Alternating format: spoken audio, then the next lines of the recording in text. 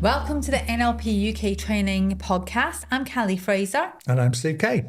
And today we're going to be talking about how sometimes we can feel a bit paralysed because we're looking for perfection all the time.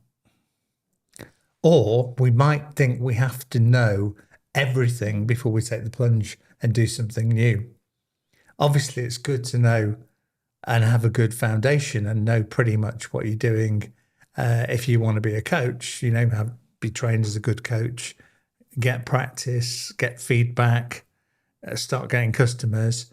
But you don't have to have everything in place to take the first step. Yeah, so a lot of people feel like they've got to be an absolute expert before they will even consider doing something. Or they've got to be perceived as being an expert. And usually that comes down to kind of unconsciously not feeling good enough about themselves. So what we're saying today is you don't have to be great to start. Absolutely. But you have to start to be great. 100% You've got to take the plunge. You don't have to know everything. I was once doing some leadership training or NLP with a group, and this manager was saying, I don't think I'm very good at what I do. I don't think I could do the next step. And I was looking at him. He was like 20 years older than me at the time. And I said, how old are you? He said, I'm 60.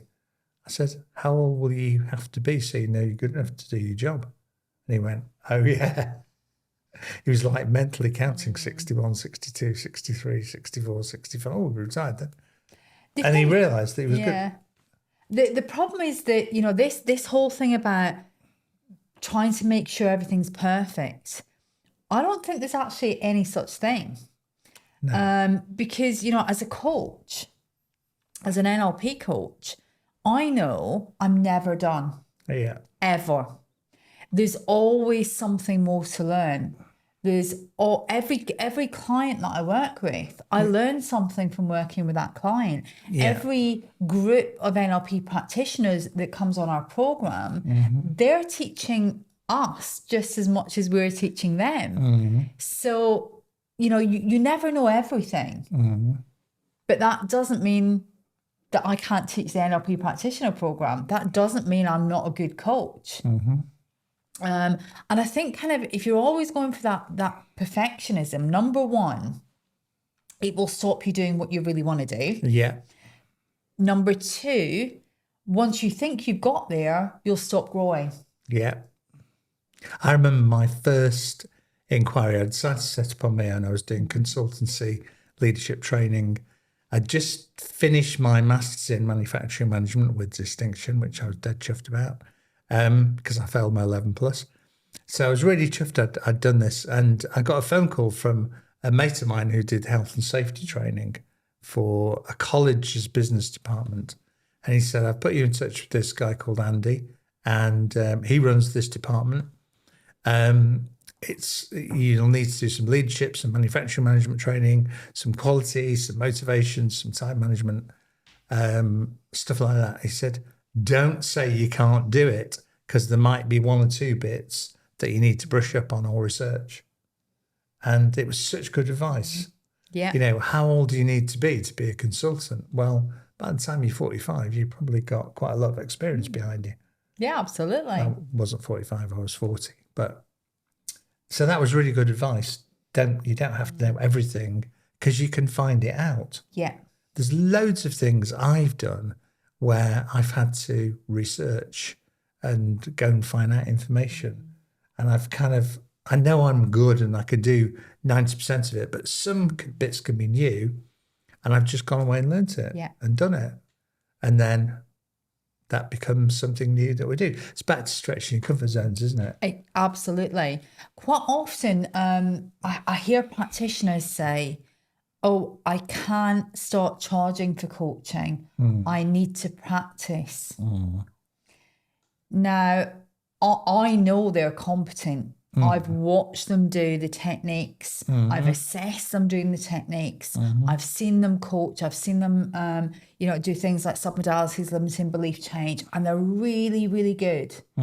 I can see that they are perfectly capable of getting a great result, doing what they're doing, sometimes much better than other people that might be charging quite a lot of money. Yeah, definitely.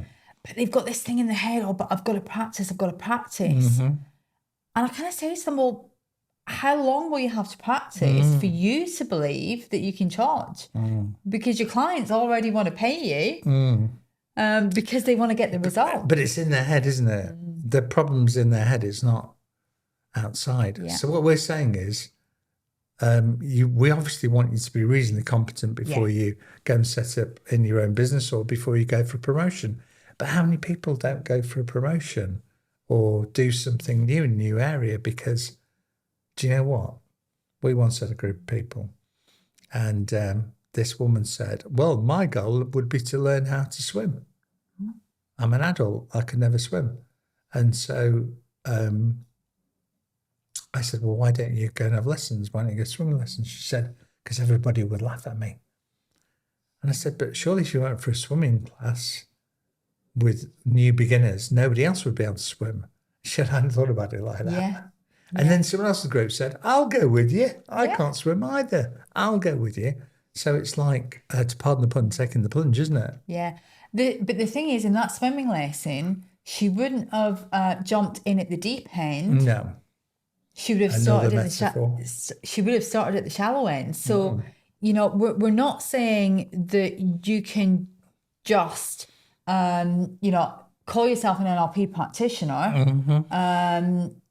read a book about it, and then be really competent at doing something, let's say, like timeline therapy or anchoring or submodality changes. You've got to do the learning and the education, the practice first. You have to be competent, but you don't have to be perfect. No.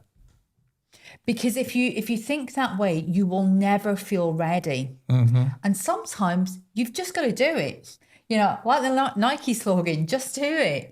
Because actually, it's that experience of doing it that gives you that confidence. The competence comes first, and that's you've got to have the competence. But the more you do something, the more confident you'll get. It will build your skill level and it'll build your confidence levels. And this applies in lots of areas, doesn't it? It could even be a hobby or sport. Yeah. It could be that somebody doesn't go and do something like Dawn joined a choir, and she's always had a good voice, but she joined a choir. It's a bit new, a bit different in a village church, and she loved it. But that was completely new. It was going to sing in front of different people, singing different component parts for the song. I think they do a key one. Yeah. Somewhere only we know that's quite complex, apparently. But it could be that, or it could be golf, or it could be tennis, or it could be anything where people are a bit in their comfort zones and they won't go and do it because they don't think people will think that they're good enough. Yeah. But actually, once you get have you heard the story about the cargo culture? Yeah. So there's a story about the cargo culture. Basically, after the Second World War, during the Second World War in the Pacific Ocean, the Americans and Allies built bases to fight the Japanese, and the local cultures would get benefit from them being there. You know, they get extra food, they get gifts, they'd have wealth come into their communities. Yeah. But when the Americans left, they took the aeroplanes with them and they took the radar things with them, and so these cultures started imitating and copying what the Americans had done, thinking that the planes would come back. Yeah. So they built like wooden radar discs made of branches of a tree and palm leaves and things. And they had headsets made of wood. And they walked around with these headsets made of wood, thinking that the planes would come back with all the gifts. And it was called a cargo culture. But what it meant was you looked at it, but there was no substance there. Yeah. And what we're saying is that we don't want you to just go and look at it and have the false headsets on or have an Instagram account and say you're a coach when you've not done any training. We're saying do all the training, do whatever it is you want to do all the training, become competent. But when you've done that, there has to be a point where you let go of the reins, you take the stabilizers off the bike and you try and get the thing to balance without, and if you fall off a couple of times, well, you fall off. It's like skiing, isn't it? Yeah. People who go skiing, they know if they go skiing, they're going to fall over. So they go and they start off on the small slopes, and maybe they'll go to a snow park or snow dome or something, but they know they're going to fall over. I mean, look at Richard Branson. Very, very successful businessman. Yeah. But he hasn't always been a successful businessman. He wasn't perfect at the start. No. And he's had several businesses That have failed. go bust. Yeah. And that's, no one wants their business to go bust, but it just shows you he didn't wait until he was ready. He just went for it. He had a vision. He knew he could get there. He had that belief in himself. And eventually he got very competent. He got better. Yes, he made mistakes, but he got better. Can we just insert something here? In case at some time in the future something happens with Richard Branson, we didn't know anything about it at the time. Thank you. So guys, if you're sitting there thinking, I want to be a coach, I want to start my own business, I want to go for that promotion, but I'm not quite ready, just go for it. Yes, if you need to gain some new skills, that's different. If you have no skills in the area that you want to go into, you've got to learn those skills. But once you've got those skills, give it a go. Try it. What's the worst that can happen? Just do it. And the thing is, if it doesn't work out, you're very resilient. You come from a long line of people who've survived plagues and wars and famine and economic crisis. So you're built for reality. You're built for resilience. If you look at your grandmother and your great-grandmother, they probably survived the Blitz in the Second World War and brought up young children. So we have everything we need for self-security. So it doesn't matter. But our view is that it's going to work if you put your mind into it and you take action. It's all about taking action, not sitting around waiting for a website to be built or the right Instagram account. So you kind of got to grab onto the wave, and whatever wave it is, go for it. So, Callie, that's it for today. We shall see you again in a couple of weeks. So if you haven't already subscribed, make sure you do that before you leave today, and we'll see you soon.